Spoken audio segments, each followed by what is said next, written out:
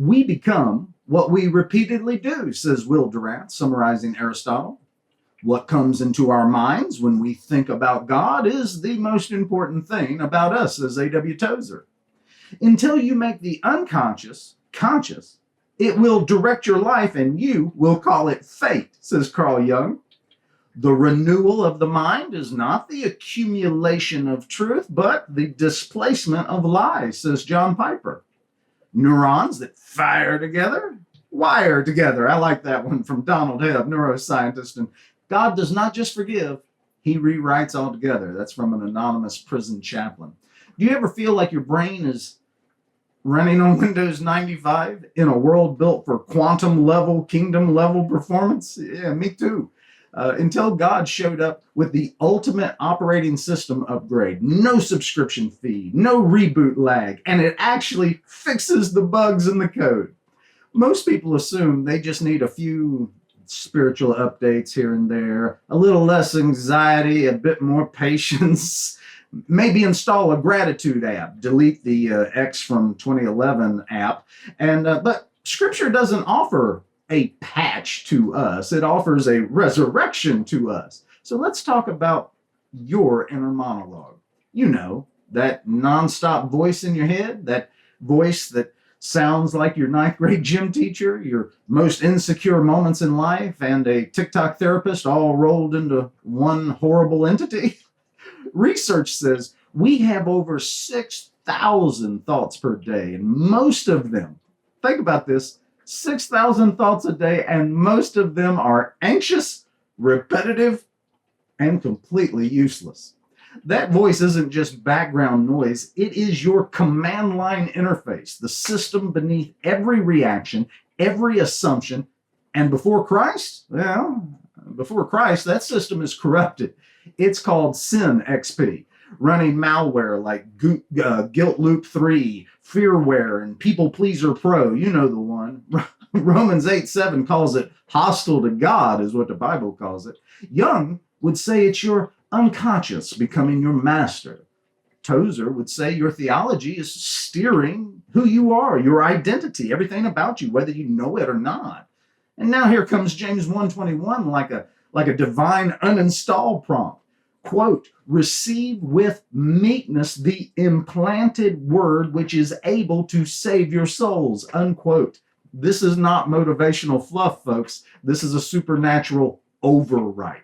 The word doesn't just offer a perspective, it executes judgment on every lie your old system ever taught you. Hebrews 4:12 says it like this, divides soul and spirit. You open the book, and suddenly that book is opening you. This is the reboot moment.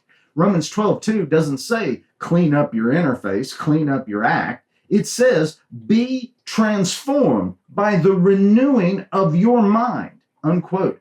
That word in the original Greek is metamorphoo'd. Yeah, that's it. And it isn't a tweak. It's cocoon to butterfly, death to life, caterpillar to wings kind of a chance. Or as Tim Keller once said, the Christian life isn't behavior modification. It's total brain replacement. You start noticing the new default scripts kicking in. That old I'm a failure loop gets interrupted by I can do all things through Christ who strengthens me. The what if they don't like me loop or narrative gets countered by I am accepted in the beloved. Anxiety gets flagged and silenced by be anxious for nothing. You're not quoting scripture out of obligation anymore. It's running in the background like spiritual RAM. Discernment becomes your firewall. You stop downloading every spiritual impulse, every spiritual sounding podcast, or trusting every goosebump or as prophecy.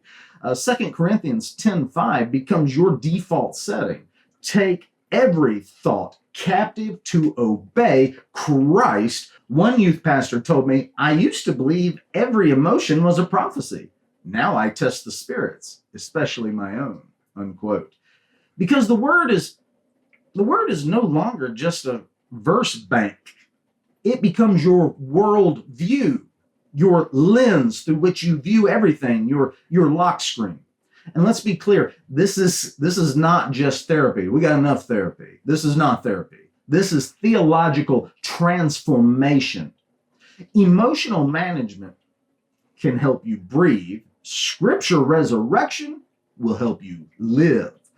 You stop scripting imaginary arguments over and over again and instead start whispering Psalm 23 at red lights. You realize what Elizabeth Elliot meant when she said, if we let the word take root, it will bear fruit even in the soil of shattered identity. God is not just helping you cope with life. He's giving you a whole new core. Galatians 2:20 says, it is no longer I who live, but Christ who lives in me. So here's the call. Stop running the spiritual equivalent of Internet Explorer. Open the book, let the word read you, let Christ install himself as your new operating system. Your monologue is due for a resurrection. Start with Psalm 1. And while you're at it, uninstall shame. Christ is King. Hail to the King.